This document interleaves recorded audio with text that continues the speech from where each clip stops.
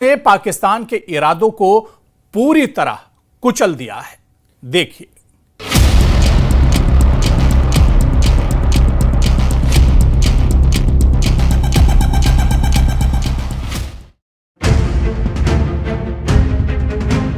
एक तरफ लोकसभा में ऑपरेशन सिंदूर पर चर्चा चल रही थी, तो दूसरी तरफ जम्मू कश्मीर के दाचिगाम नेशनल पार्क से एक एनकाउंटर की खबर आ रही थी, जिस पहलगाम आतंकी हमले के बाद ऑपरेशन सिंदूर चलाया गया। अब उसी पहलगाम से कुछ दूरी पर 3 आतंकियों का लिडवास में काम तमाम कर दिया गया। सूत्रों के मुताबिक ये तीनों पहलगाम आतंकी हमले से जुड़े हो सकते हैं। अब इस एनकाउंटर को समझने के लिए ये जानना जरूरी है कि दाचिगाम नेशनल पार्क कहां है, लिडवास जहां पर ये एनकाउंटर हुआ वो जगह कहां है, जंगलों के बीच एनकाउंटर कैसे हुआ, कैसे मारे गए 3 कुख्यात आतंकवादी। इसे समझने के लिए पहले एनकाउंटर लोकेशन को मैप पर समझिए।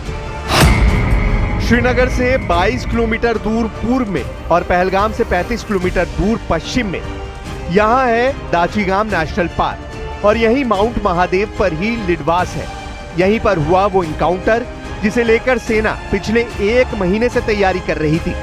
यहाँ माउंट महादेव को चारों तरफ से घेर लिया गया था और यहीं पर हुआ वो एनकाउंटर जिसमें पाकिस्तान के 3 कुख्यात आतंकी मारे गए हैं। सूत्रों के मुताबिक ये तीनों आतंकी पहलगाम अटैक में शामिल हो सकते हैं। इस एनकाउंटर को ऑपरेशन महादेव का नाम दिया गया है। पहला आतंकी है अबू हमजा, दूसरा है यासिर, तीसरा आतंकी है मूसा सुलेमान।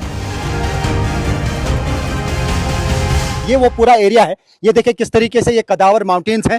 यही जो पीक है इसको महादेव पीक कहते हैं। यही वजह है कि महादेव ऑपरेशन इसका नाम रखा गया है। और यहां पर ही स्पेसिफिक इंफॉर्मेशन मिली थी सुरक्षा बलों को कि इन्हीं पहाड़ों में जो है मिलिटेंट छुपे हुए हैं। 4 उनकी संख्या बताई जा रही थी, 3 के मारे जाने की खबर आई है और उसमें से जो मूसा का नाम आ रहा है, बताया जा रहा है कि उनकी इन्वॉल्वमेंट जो है वो पहलगाम अटैक से हो सकती है।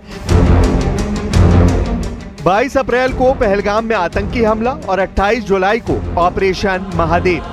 2.5 महीने के अंदर एनकाउंटर करके पाकिस्तान को बता दिया गया है कि उसका कोई आतंकी बचकर नहीं जाएगा। भारत की सेना उसे घेर कर मारेगी और इसका मातम रावलपिंडी हेडक्वार्टर तक मनाया जाएगा। भारत की संसद में ऑपरेशन सिंदूर पर जब सरकार बता रही थी कि पाकिस्तान पर किस तरह हमले किए गए और कैसे पाकिस्तान घुटनों के बल आ गया और सीज फायर की गुजारिश करने लगा, उसी दौरान सेना कश्मीर के जंगलों में पाकिस्तान के आतंकियों का काम तमाम कर रही थी। इस एनकाउंटर ने साबित कर दिया है कि आतंकवादी बचेंगे नहीं, कोई रहम नहीं दिखाया जाएगा। आतंकियों को मारकर ही दम लेगी सेना। प्रीति और बैर बराबरी वाले से ही करनी चाहिए। शेर यदि मेढकों को मारे तो उसका बहुत अच्छा संदेश नहीं आता है अध्यक्ष महोदय। और अध्यक्ष महोदय, हमारे देश की सेना शेर है, रिजल्ट मैटर करता है। यदि किसी परीक्षा में कोई बच्चा अच्छे मार्क्स लेकर आ रहा है तो हमारे लिए उसके मार्क्स मैटर करने चाहिए। हमें इस बात का ध्यान नहीं रखना चाहिए कि एग्जाम के दौरान उसकी पेंसिल टूट गई थी या उसकी पेन खो गई। कभी कभी हमारे प्रतिपक्ष के लोग ये पूछते रहे हैं कि हमारे कितने विमान गिरे। उन्होंने एक बार भी हमसे यह नहीं पूछा कि हमारी सेनाओं ने दुश्मन के कितने विमान मारे गिराए। दाचिगाम नेशनल पार्क के लिडवास में आतंकियों की लाश बता रही है कि पाकिस्तान का आतंकवाद कश्मीर के जंगलों में ऐसे ही खत्म किया जाएगा, फिर चाहे वो पहलगाम में वारदात करें या कश्मीर के किसी और कोने में। सेना को जून के महीने में ही जानकारी मिली थी कि दाचिगाम नेशनल पार्क में कुछ आतंकवादी छुपे हो सकते हैं। इसी के बाद ऑपरेशन महादेव शुरू किया गया। 18 जून को शुरू हुए ऑपरेशन महादेव की जिम्मेदारी 22 राष्ट्रीय राइफल्स और 4 पैरा एसएफ यानी सेना की commando battalion para special force को दी गई। राष्ट्रीय राइफल्स और पैरा एसएफ दोनों फोर्स दशकों से आतंकवाद के खिलाफ लड़ती आ रही हैं। लिडवास के आसपास कॉम्बिंग ऑपरेशन शुरू किया गया और यहां के जंगलों के एक इलाके की छानबीन शुरू की गई। यह ऑपरेशन एक बड़ी ही पुख्ता खुफिया जानकारी के बाद चलाया गया। पूरे एरिया को कॉर्डन ऑफ किया गया है। 10 दिन से ये ऑपरेशन चल रहा है। जो हमें यहाँ पे इंफॉर्मेशन मिली, कुछ सोल्जर्स हमने बात की, उन्होंने कहा कि 10 दिन से वो ये सर्च ऑपरेशन चला रहे थे, रात दिन। और कल जो है रात को मूवमेंट ऑब्जर्व की गई है और उसी एरिया को जीरो इन किया गया। और उसके बाद जब फोर्सेस आगे बढ़े और वहां पे पता चला कि वहां पे हाइड आउट था जो वहां पे बनाया गया था, उसको बस्ट किया गया। 3 मिलिटेंट जो है वो मारे गए, जिनका ताल्लुक लश्कर से बताया जा रहा है। और ऑपरेशन में अभी टाइम लग सकता है। एक सक्सेसफुल ऑपरेशन यहाँ पे हुआ है। एनकाउंटर आसान नहीं था, क्योंकि जिन आतंकियों के बारे में खबर मिली थी वो पाकिस्तान के ए कैटेगरी के आतंकी बताए गए, यानी पाकिस्तान की स्पेशल फोर्स से ट्रेनिंग हासिल करने वाले आतंकवादी। जब सेना का आतंकियों से कांटेक्ट हुआ तो दूर से 2 बार गोलियां चलने की आवाज सुनी गई। इसके बाद पूरे लिडवास इलाके को घेर लिया गया। ये बात तय थी कि पहली गोली आतंकियों ने चलाई, लेकिन इसके बाद जब सेना की टीम ने एनकाउंटर किया तो तीनों आतंकवादी मौके पर ही मारे गए। आतंकियों के पास से 2 AK-47 राइफल और अमेरिका की बनी हुई M4 राइफल बरामद हुई है। भारी मात्रा में गोलियां और 17 ग्रेनेड भी बरामद हुए हैं। ये ग्रेनेड राइफल के नीचे लगे बैरल से फायर किए जाते हैं, जिसे अंडर बैरल ग्रेनेड लॉन्चर कहा जाता है। इनकी तादाद देखकर अंदाजा लगाया जा सकता है कि वो जल्दी ही किसी आतंकी वारदात को अंजाम देना चाहते थे। अभी ऑपरेशन इज स्टिल कंटिन्यू, ठीक है ना। It was an operation which is quite prolonged for a long time, ठीक है ना। That is still continuing, but in which Jammu Kashmir police, paramilitary and army they have an exchange of fire in the higher reaches. So as per the interior reports, 3 bodies are being observed and seems to be neutralized. So this is all, but still it is operation, so I would not like to divulge much at this moment. We will share details with you at an opportune time. Jammu Kashmir में आतंकवाद फैलाने की कोशिश अभी भी जारी है। पाकिस्तान की तरफ से लगातार घुसपैठ की कोशिश होती है। पाकिस्तान की पूंछ अब भी टेढ़ी की टेढ़ी है। आतंकवाद को लेकर पाकिस्तान पर यकीन नहीं किया जा सकता। इसका ट्रेलर जम्मू कश्मीर में होने वाला हर इनकाउंटर दिखा रहा है। लिडवास के जंगलों में ऑपरेशन महादेव के दौरान आतंकियों पर नजर रखने के लिए हर तरीका अपनाया गया। उन पर ड्रोन के जरिए आसमान से भी नजर रखी गई और इलेक्ट्रॉनिक सर्विलांस के जरिए उनके कम्युनिकेशन को भी ट्रैक किया गया। इसी दौरान भारतीय सुरक्षा एजेंसियों को Chinese ultra radio communication active होने के पुख्ता सुराग मिले, जिसके बाद इस ऑपरेशन को अंजाम दिया गया। ऑपरेशन महादेव से साबित हुआ है कि कश्मीर में पाकिस्तानी आतंकी एक्टिव हैं और उनसे बरामद हुए हथियार बता रहे हैं कि पाकिस्तान से उन्हें लगातार मदद मिलती है, जिसमें पाकिस्तान की स्पेशल फोर्स की ट्रेनिंग से लेकर आतंकियों को लैस करने वाले हर खतरनाक हथियार भी शामिल हैं।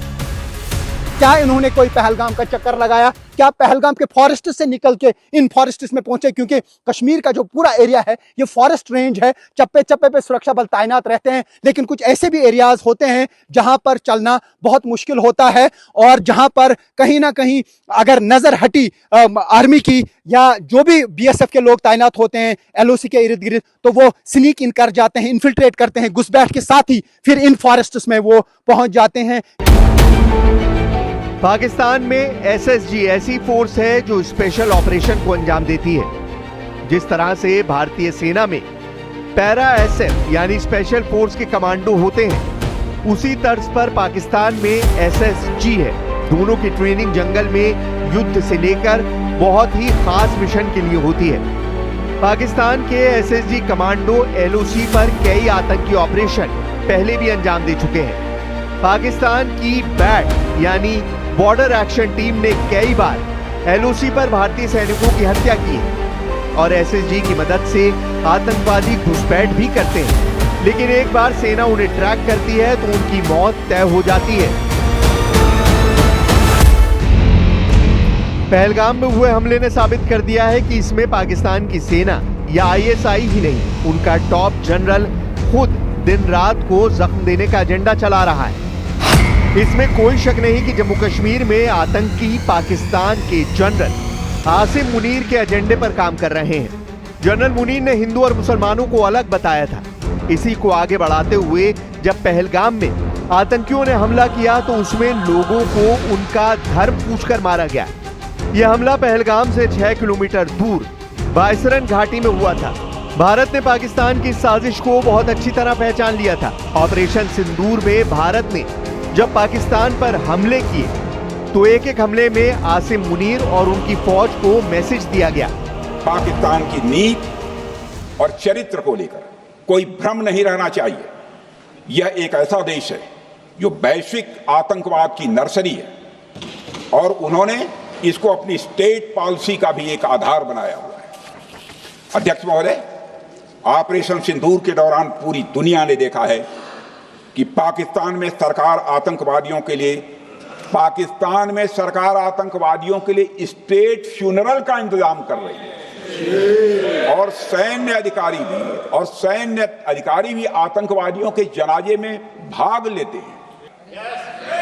ये नहीं कहा कि बेसारन में जहां पर 1000 लोग जाते हैं, खुशियां मनाते हैं, कैसे 5 दहशतगर्द वहां पर जाकर 26 लोगों की गोलियों से छलनी करते हैं। ये सूचना रक्षा मंत्री ने नहीं दी। पहलगाम में आसिम मुनीर की साजिश बहुत गहरी थी। जम्मू कश्मीर को टारगेट करके पाकिस्तान की सेना पूरे भारत में दंगे कराना चाहती थी। जनरल मुनीर ने 16 अप्रैल को अपनी तकरीर में कहा था कि हिंदू और मुसलमान अलग हैं। 22 अप्रैल को पहलगाम में आतंकी हमला हुआ और 26 पर्यटकों की हत्या कर दी गई। 6 दिन के अंदर पाकिस्तानी आतंकियों ने जनरल मुनीर के भारत को धर्म के आधार पर बांटने वाले एजेंडे को अपनी गोलियों से आगे बढ़ाने की कोशिश की। पाकिस्तान का एजेंडा साफ है, वो भारत में सांप्रदायिक तनाव फैलाकर अस्थिरता पैदा करना चाहता है। पहले मुनीर ने इसका जिक्र अपने भाषण में किया और फिर आतंकियों ने अपनी राइफल से पहलगाम में इसे लागू करने की कोशिश की, लेकिन नाकाम साबित हुए। पहलगाम में हुए आतंकी हमले के बाद जिस तरह ऑपरेशन सिंदूर हुआ, उसने पाकिस्तान में आतंकवाद की कमर तोड़ दी।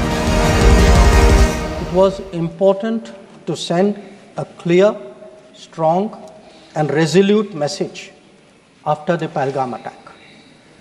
Our red lines had been crossed and we had to make it very apparent that there would be serious consequences. चीन को लेकर बार बार आपको आगाह किया हमारे नेता राहुल गांधी जी ने, इसी सदन में किया है, लेकिन उनकी बात को आपने हल्के में लिया और आज आपको आगाह कर रहे, हमारी फौज आगाह कर रही है चीन को लेकर।